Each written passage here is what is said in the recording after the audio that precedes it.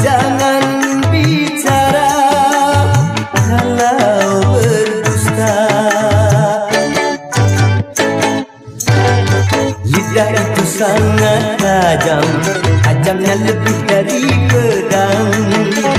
Bicaralah macam-macam, asal jangan ngomongin orang.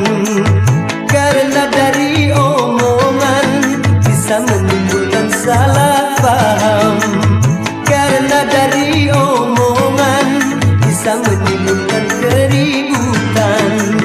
Lidah senjata utama bagi keselamatan Anda. Pandai-pandailah menjaga lidahmu kala berbicara.